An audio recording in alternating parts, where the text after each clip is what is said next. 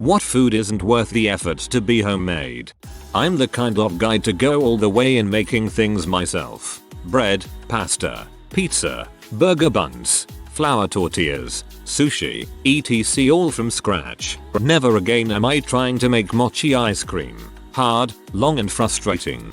I asked my boyfriend if he thought it would be hard to make the other day. Guess I have my answer, lol. Once we made homemade Coca-Cola. It was amazing to see the absolutely crazy different flavors that go into it, and this crazy broth to slowly become such a familiar smell. Came out right on the money. Then we went and bought some Cokes. My dad made root beer once. While it was delicious, a bunch of the bottles exploded. Fortunately the full bottles were stored in the garage, so at least the kitchen remained unscathed.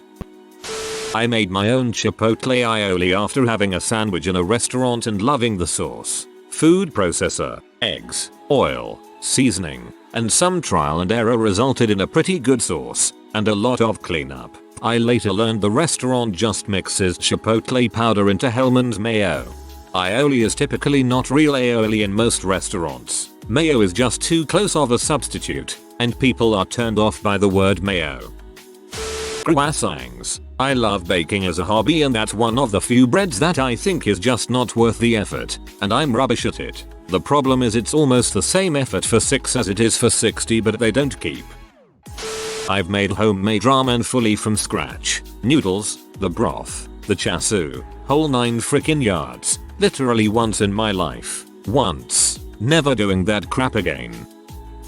I've been trying to make steamed buns and it's hella hard. Steam a basket, making the dough, and sometimes it just doesn't come out right. I wish my town had more Vietnamese places. I made char siu pork buns once and it took ages for something that still came out so crappy. They tasted right, but they were so huge and not that beautiful white color. In my local Ascend supermarket I found that I can buy them for £2.50 for 6.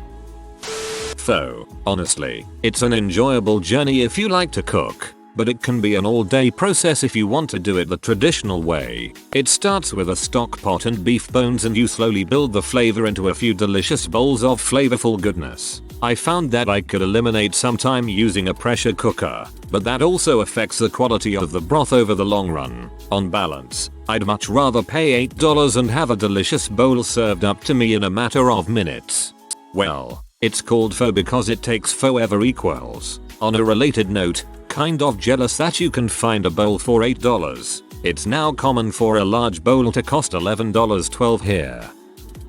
The author of the book Make the Bread, Buy the Butter combed through dozens of typical foods and determined which ones are worth producing yourself and which should be purchased. Strongly suggested. The book also includes recipes and color commentary, and it's a lot of fun. Tamales. As a Texan, tamales are life, but I never knew why they were so damned expensive. Then I tried to make them. The recipe and ingredients are easy, but assembling the dang things takes 4 arms and 92 fingers. I will happily hand my money to some nice abula for them so I never have to lose my mind with sticky masa ever again. Making tamales is a group activity, like making pierogi or ravioli. If you do it by yourself you are insane.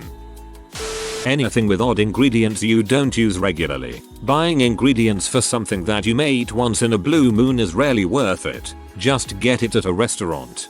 That's at least partially why I don't cook a lot. I'm a single guy with no roommates. So if I buy almost any kind of ingredients that won't last a while, I end up tossing out most of them. So I usually eat fairly basic stuff, but I'm fine with that. I don't starve, and I'm not a foodie, so whatever. Croissants. I spent hours trying to make those ones once and the result tasted fine, but they weren't croissants. Getting the layered puff pastry right is beyond my skills and it's an absurd amount of work. Now I just buy some if I want some. Pastry baker here. I make croissants in batches of 100 at least. It's pretty easy at that scale if you can get the right ingredients and you know what you're doing. I would never try doing it small batch, all by hand. This crap is tedious. The actual forming process is actually kinda nice and relaxing. Only worth it for literally dozens at a time. Angel food cake. I once made one for a friend's birthday from scratch. It took a long time to make, and when it came out of the oven I was excited because it tasted exactly like the box mix angel food cake. And then I realized that I spent 7x the money on the scratch ingredients, and it took me so much longer to make the cake from scratch than it does from the box, and I promised myself I would never make it from scratch again. Macarons. Update. Dang. Didn't realize macarons were so polarizing. This is the most responses I've ever received for a comment. Mayo, and then you watch a freaking 12-year-old on YouTube effortlessly make perfect ones and it's just like alright, I'll pay the $3 per macaron in store. For me, anything fried. Deep frying at home takes way too long, and it usually doesn't taste that much better than store-bought stuff. Also macarons. Frick those lil guys. They take hours and don't even rise half the time. The effort isn't what makes frying things suck, it's the fact that I now smell like a fried thing from standing over it. Bloomin' onions. Wife and I got the huge onions. Parboiled, chilled, deep fried a huge pot. Came to the conclusion that doing this for 1 or 2 onions was just not worth it. If I were creating 20, maybe. Hash brown patties. Who the frick has the time to grate and take the moisture out of a crap ton of potatoes when you can buy a pack of 24 at the store for like $5? If you have one, toss the potatoes in a food processor with the grating blade. Place grated potatoes in between towels cloth. Press with a plate or platter or whatever. Heck, even between 2 plates works fairly well. Just squeeze the plates together. It takes like 5 minutes. The real answer is any cuisine you don't make a lot or often. If you make Italian regularly you'll have a lot of stuff to make most of it. But suddenly switching to another culinary tradition that requires you to buy everything can make it expensive, and then you have a bunch of stuff you don't use regularly. Some of it lasts, some of it doesn't. Also a huge amount of things if you're just feeding yourself. Everything is made for families, so sometimes even basic stuff produces a lot of waste because you don't want to eat the same thing for 4 meals because you could only buy the stuff in those quantities. Takeout is often strictly portioned for 1 person. Makes it very tempting. This is how I feel about Asian food. I can do it, but it's a lot of effort and it still doesn't taste as good as the food from actual Asians making it at the restaurant down the street. Kimchi. It's messy and take a whole day. There's a reason why Koreans set aside a day for making it and make enough to last half a year at least. There was a farmer's market near me where they were selling artisanal kimchi and I just laughed. Making kimchi is the opposite of small batch. You make as much as you can possibly store and control how quickly they ferment. I get it though. If you grew up eating the one your mom made from a family recipe, other kimchi will taste different and some might even taste not that great for you. But honestly, it's worth cutting that tether and getting used to factory made kimchi, still made by a bunch of old ladies except in an industrial scale, because once you get used to it, it's still pretty good. I will however forever hold in my heart the memory of kimchi making days when my mom would work the whole day salting cabbages and mixing up the stuffing, and make me a plate of the fresh stuffing wrapped in the wilted, salted cabbage leaves. Sam. Full stop. It's an amazing treat only available on the day they make kimchi. My local Korean mart is owned by a tiny lady who makes kimchi regularly. Frustrated with not finding a good vegetarian option, I talked to her and she offered to make a batch without meat or fish sauce. It's freaking amazing. 10/10 I love this woman. Pumpkin puree for a pumpkin pie. Decided to make one 100% from scratch one year instead of just getting the can of Libby's. Couldn't taste a difference at all, so totally not worth it. Sourdough bread. At least for me, I don't want to have to maintain a sourdough starter for something I will not make that often. Let the bread gurus have their thing. I'm content with my quick breads. My husband has become a sourdough person and makes honestly just as good as the bakery sourdough. However, it takes a few hours a weekend to make it all and it's quite the ordeal. I would rather buy from bakery, but it makes him happy. A lot of pasta stuff. I'm thinking specifically of peerages. Homemade tastes better for sure, but maybe like 25% minus 50% better than store-bought. However, instead of being a meal that takes 15 minutes, it becomes an all-day affair with hours and hours of work. 50% better taste for 1200% more effort isn't a good homemade improvement ratio imo. My family makes peerages as a big family tradition. Everybody pitches in and makes them in like 30 minutes. I couldn't imagine doing it alone or with only a couple people. Authentic pho. It calls for all kinds of spices your typical home kitchen doesn't have. Star anise, whole cardamom. Requires slow simmered broth. Plus things like tripe and tendon that are hard to find. Add to that the fact that it's highly perishable. Doesn't freeze well at all. It's just a lot of work to serve one person. I'll occasionally make a streamlined version with packaged bone broth, shaved beef, rice noodles and some spices, but it's nowhere near authentic. So, I live in Canada, but I used to and hope to again be in Amsterdam several times a year for business. One of my favorite foods is kroketten. For those unaware, i.e., anyone who's not Dutch, pretty much, they're sort of these deep fried seasoned meat and gravy logs. They're crispy on the outside, gooey, meaty, and a little creamy on the inside, and just delicious. The problem is they don't exist in Canada. They just don't. No one's even heard of them. So a few years back, I decided to try making them.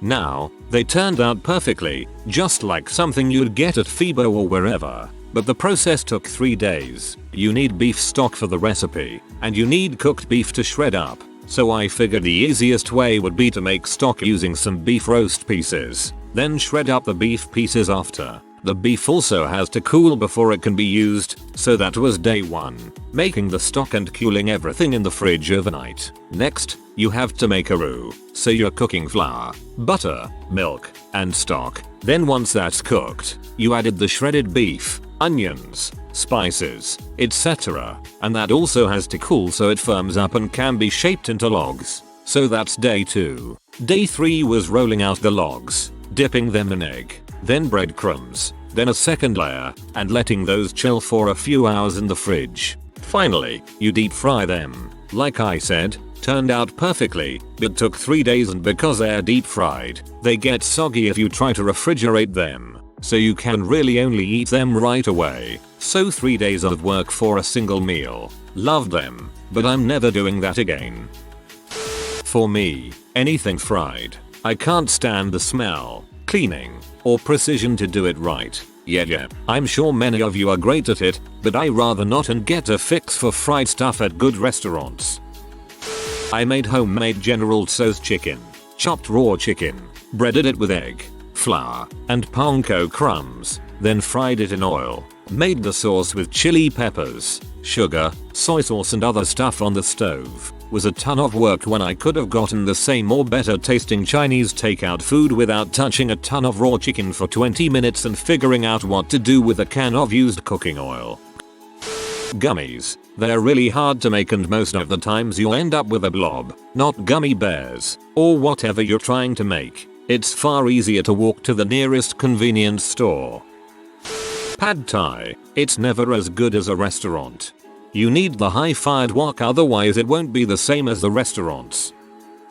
Those fluffy Japanese pancakes. They really weren't anything amazing and took way too much time and effort to make. If you want to try them, just go out to a restaurant that makes them. Tried them at a restaurant and they didn't taste remarkable either. They're just Instagrammable vehicles for fruit and cream. I consider myself an advanced level home cook. I don't pretend to be a chef, but I have been cooking my whole life. I have several. Puff pastry, ketchup, you can never improve on Heinz. Biscuits, I've tried and tried. Even my best biscuits were as good as the Pillsbury kind. Why go through all of that work? Unless I'm cooking for a huge crowd, then it's worth it. Wine, I'm a home brewer. I can make fantastic beer. But wine? Can I make it better than a decent $10 bottle from the store? I've tried, and the answer is number. Anything Joshua Weissman makes. You too can make a cheeseburger that blows McDonald's out of the water. It'll only take $10,000 worth of professional grade kitchen gadgets and half a day of your time. When he was low-key, chill Joshua Weissman doing sourdough, I liked him. Manic Joshua Weissman made me unsubscribe from his channel. He went from cute and smart and funny to no, thank you. depending on how far you want to go in the homemade, basically any cut piece of meat. I knew a lot of hunters, but most of them didn't cut their prey before cooking it. They mostly give them to the butcher, who would then give them a part of their meat back and sell the rest. But if I recall correctly, this is due to the fact that most of my hunter friends hunted more than what they could eat. My husband has drained and skinned them. He used to work as a butcher, so he cuts them up, but a couple of times he's taken his to someone else to do the work. It's a lot of work. No wonder our ancestors weren't as fat as we are, lol. On the flip side, I made my own powdered lemonade and I'm never buying country thyme again. Sugar, citric acid, lemon oil. Make sure to get food grade citric acid and lemon oil. I got mine from Amazon. Don't judge me, we're in a pandemic. Both the citric acid and lemon oil is strong stuff. Use sparingly. I suggest half a teaspoon for every 5 tablespoons of sugar. Free to add more if you like your lemonade like your Sour Patch Kids. Then add a few drops of lemon oil and mix until the oil is evenly distributed. It should smell amazing. If you really want to get fancy, add a drop or 2 of orange oil. Then treat it like any drink mix. It's made of 3 self-stable ingredients that are very cheap for how many servings you can make, and it's a 5-minute prep time. If you are new to the channel, you can subscribe. I publish new videos every day. Until then, check another video.